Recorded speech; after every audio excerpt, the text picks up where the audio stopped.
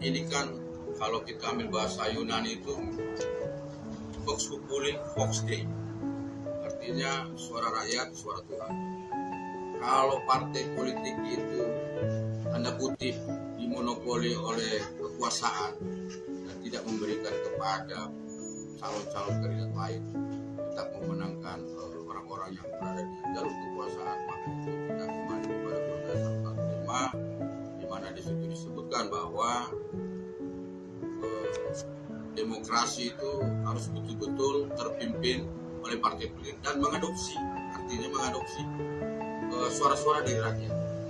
Partai politik ini adalah sebuah organisasi yang untuk menampung aspirasi dari rakyat. Ketika rakyat ingin calon pemimpin yang lain, di luar calon yang ada terus tidak disediakan partai politik, ini sama juga kita mengebiri hak-hak demokrasi rakyat. Ada pencaplokan yang sengaja yang dibuat oleh yang berkuasa mungkin, ada kutip di situ untuk menguasai seluruh panggung politik yang ada di Indonesia. Khususnya Batam kan kemarin kita sempat galau juga ketika calon wali kota lain yang sudah mendapat dukungan tiba-tiba tidak diberikan partai atau rekomnya ditarik atau SK-nya dibatalkan. Kita sempat galau dan rata-rata kita di Batam berpikir ini gimana gitu, ini gimana. Akhirnya kita menemukan jawaban dan itu ya saya mungkin dari sekian banyak orang, saya ada bagian kecil di situ suarakan langsung ke Bapak Presiden terpilih bagaimana supaya calon lain dikasih laluan, sehingga alhamdulillah dan ini terjawab dengan perjuangan yang kecil sekali namun alhamdulillah berhasil. Nah, itu saya bersyukur pada Allah Subhanahu wa Ta'ala. Saya nilai ini positif 100%. Kenapa?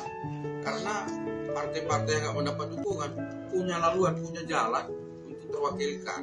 Bagaimana dia punya aturan anggaran dasar, anggaran rumah tangga untuk bisa bersuara mendukung calon kepala daerah baik kabupaten, kota madya dan gubernur.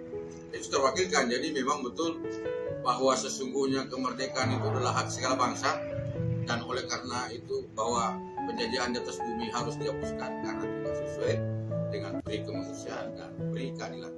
Dan sesungguhnya kemerdekaan itu adalah milik rakyat. Itulah benar. Kalau apa yang diputuskan MK maka terjawab sudahlah alinea ketiga, alinea keempat di pembukaan kelima Undang-Undang Dasar 1945. Nah, saya juga pernah di partai politik, ketua Bapilu di Kota Batam, di wilayah Batam Kota, di Golkar ya.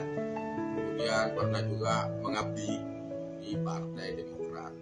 Saya pernah digadang-gadang masuk Gerindra, saya nggak mau. Kenapa? Cukup saya orang yang memilih Bapak Prabowo. 4 periode saya sama beliau terus, mulai dari babak belur dari awal sampai ke 2024. Alhamdulillah niat yang saya perjuangkan terus dengan teman-teman, kepuasan batin saya tidak ada tandingnya ketika beliau sudah terpilih. MK adalah memperjuangkan hasil rakyat Indonesia. Best.